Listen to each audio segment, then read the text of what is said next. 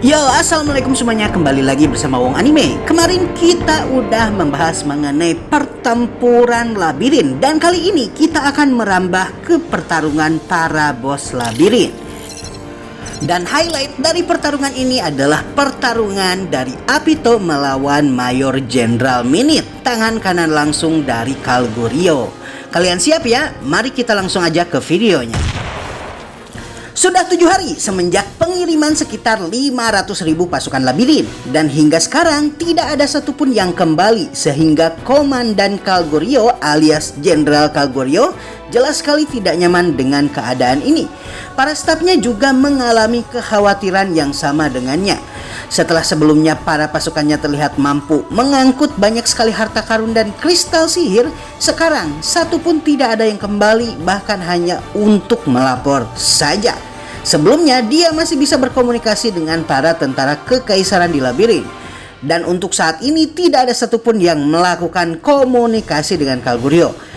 Intel Yuki Kagurazaka yang diberikan kepada Kalgurio jelas sekali mengatakan kalau lantai labirin tidak sampai 50 lantai, dan ini jelas sekali tidak akurat.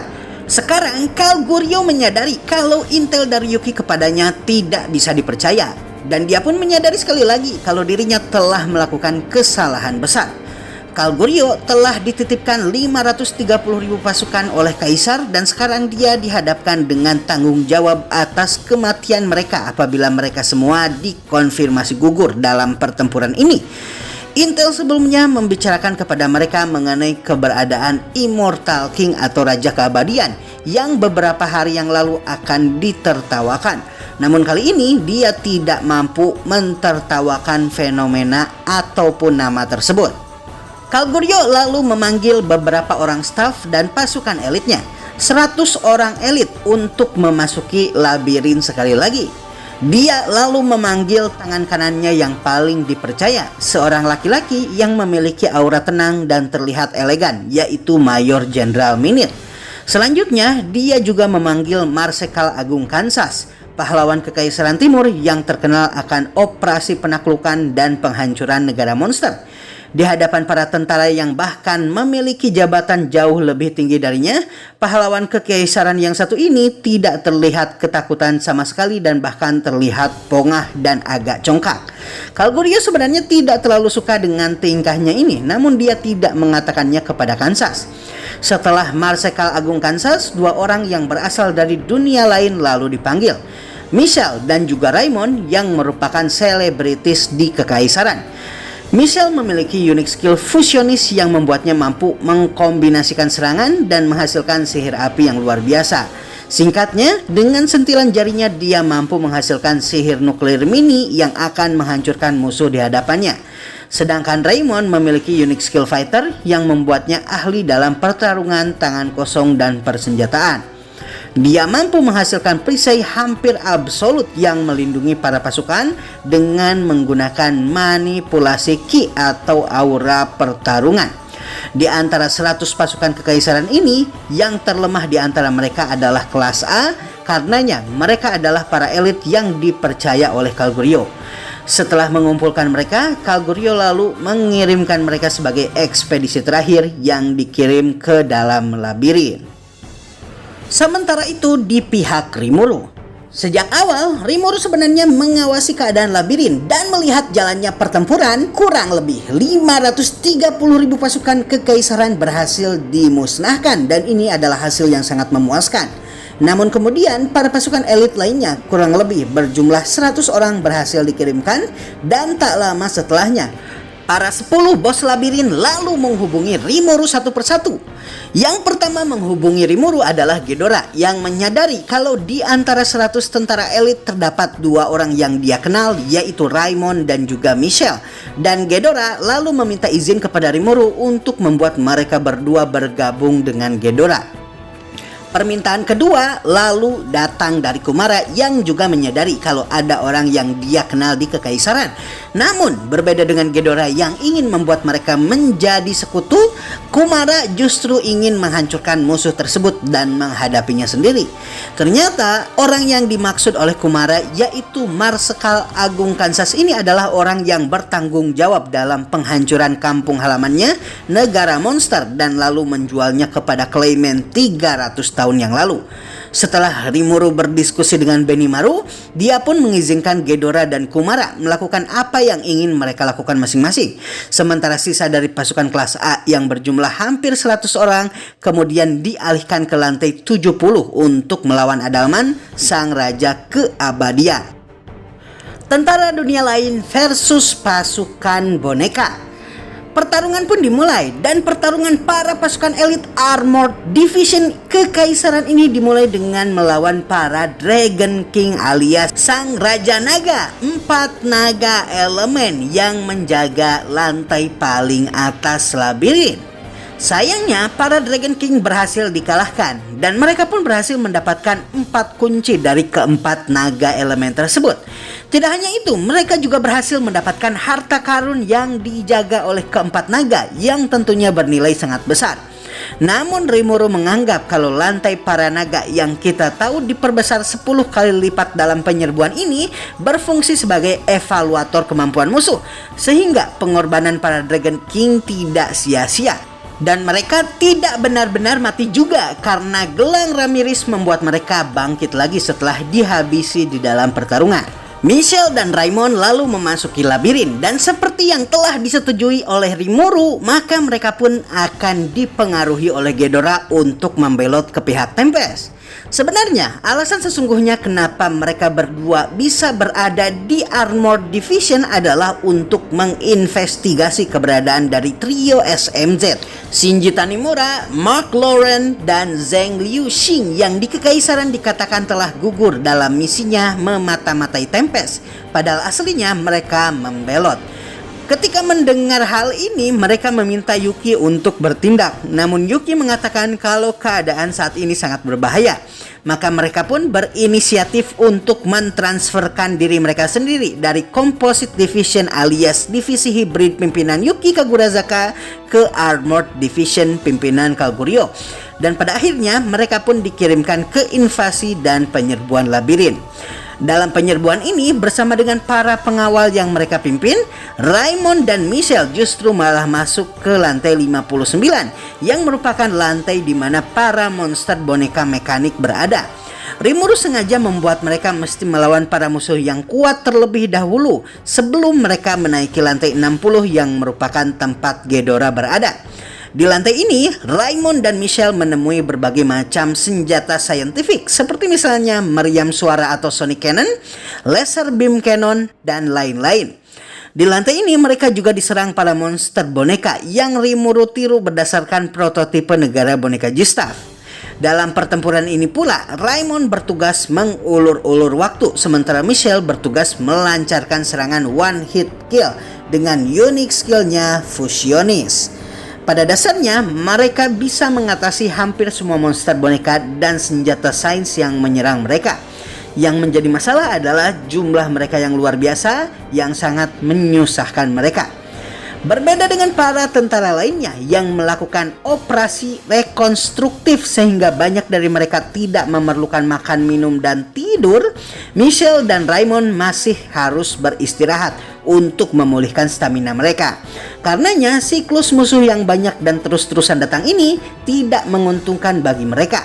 Setelah beristirahat, mereka lalu menaiki lantai selanjutnya dan mereka pun dikejutkan oleh wajah familiar. Shinji Tanimura ada di hadapan mereka dan dia tidak gugur seperti yang dikabarkan kekaisaran.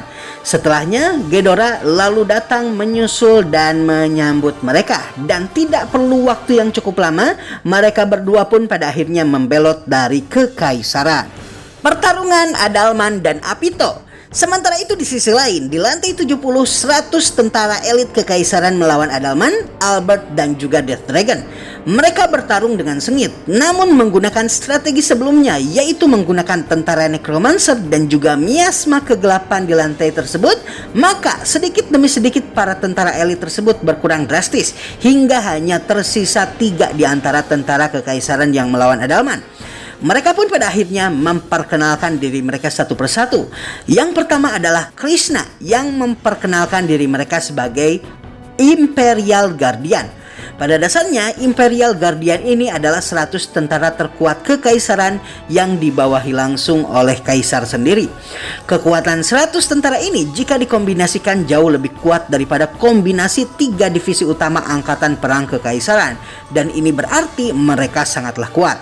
Dan Krishna di sini adalah urutan 017.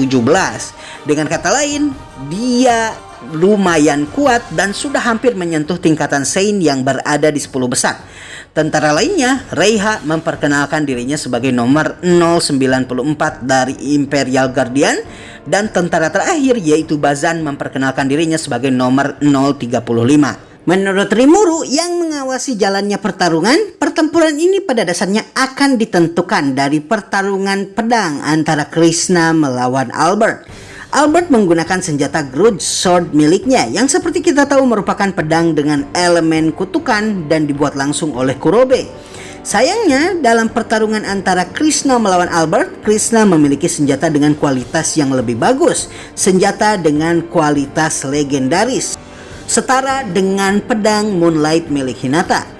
Dengan memukulkan terus-menerus pedangnya kepada pedang milik Albert, maka Krishna berhasil menghancurkan senjata dari Albert. Dan seperti yang telah diprediksi oleh Rimuru, kekalahan Adalman hanyalah menunggu waktu saja dikarenakan kekalahan Albert ini. Berbeda dengan lantai-lantai lainnya, lantai 70 yang menjadi tempat dari Raja Keabadian Adalman adalah lantai bos dengan mekanisme pertarungan yang unik. Adalman adalah petarung tipe sihir, karenanya keberadaan Albert dan juga Death Dragon yang merupakan petarung tipe garis depan sangat krusial di dalam pertarungan di lantai ini. Tidak hanya mereka berfungsi untuk mengalihkan perhatian dari Adalman dan membantu untuk mengulur waktu ketika Adalman membaca mantra sihir, mereka juga berfungsi sebagai perisai dari Adalman. Ketika perisai dari lantai 70 telah dikalahkan, maka mengalahkan Adalman tinggal menunggu waktu saja. Pertarungan lalu bisa kita lihat di lantai selanjutnya. Di lantai 79 yang merupakan lantai di mana Apito dan para anaknya berada, dan lantai 90, lantai di mana Kumara menunggu musuhnya. Orang yang menghadapi Apito di lantai 79 siapa lagi kalau bukan Mayor Jenderal Minit, tangan kanan langsung dari Komandan Armored Division Jenderal Kalgurio. Mayor Jenderal Minit pada dasarnya tidak memakai armor ketika memasuki labirin. Pakaiannya sendiri walaupun kain terbuat dari kain yang telah ditenun dengan menggunakan magicule, dan dia terbiasa memakai pakaian perlente.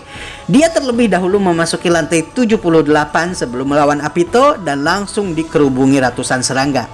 Tapi tampaknya kesemua hal tersebut tidak sama sekali mempengaruhinya sedikit pun.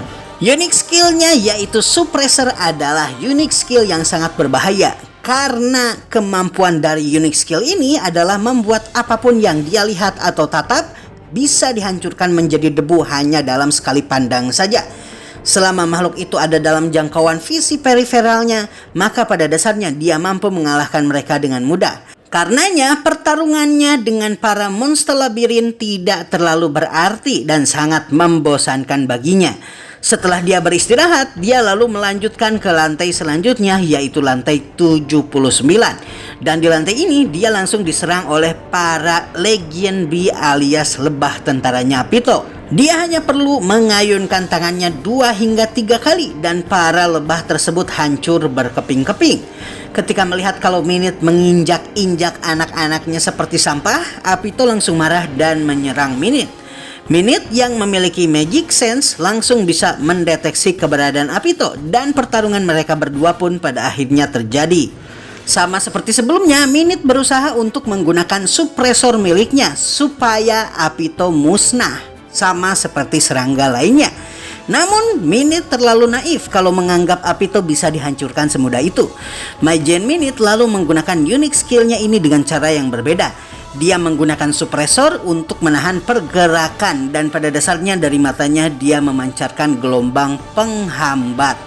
Ternyata sifat asli dari unique skill milik Minute ini adalah kemampuannya pada dasarnya membuatnya mampu melakukan gaya gravitasi ke berbagai arah. Dengan memanipulasi arah gaya gravitasi, dia bisa membuat musuh meledak dengan menerapkan gravitasi ke segala arah di dalam tubuh musuhnya tersebut, atau membuat musuhnya hancur dengan menerapkan gravitasi dari arah atas tubuh mereka sehingga mendempet mereka ke tanah. Apito lalu menggunakan kecepatannya untuk menghindari kemampuan Minute dan membuat dirinya berada di luar jangkauan matanya. Apito pun lalu secara perlahan-lahan bergerak menjadi jauh lebih cepat dan lebih cepat lagi.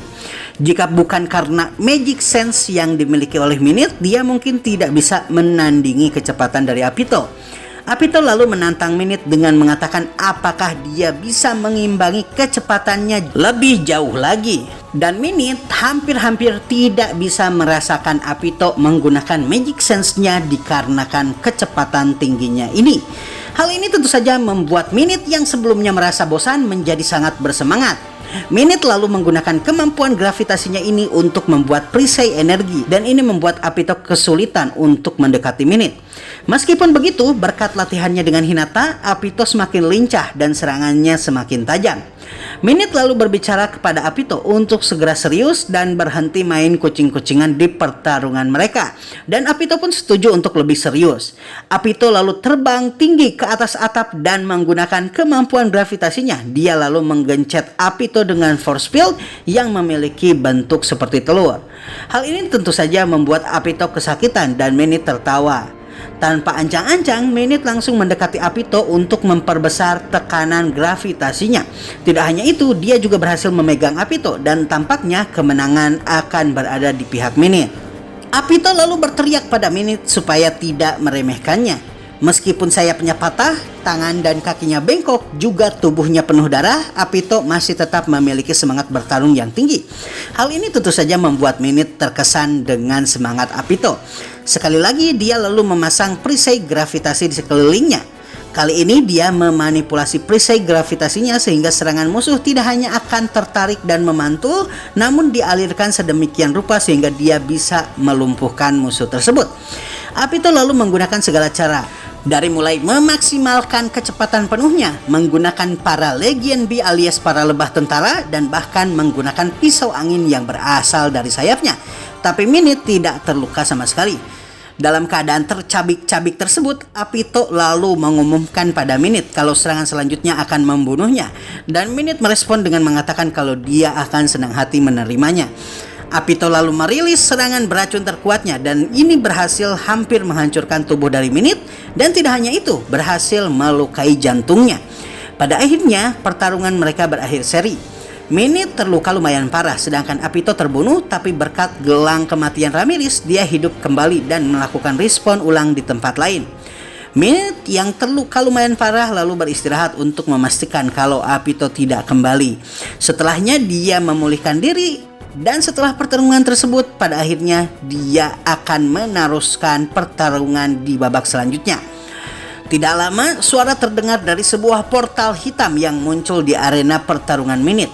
Dari arah portal tersebut, suara yang terdengar memuji Minute dan lalu mengundangnya untuk bertarung. Suara tersebut lalu memperkenalkan dirinya sebagai Zegion, dan Minute yang sudah lama tidak merasakan pertarungan yang membuatnya bersemangat seperti saat ini, memasuki portal tersebut.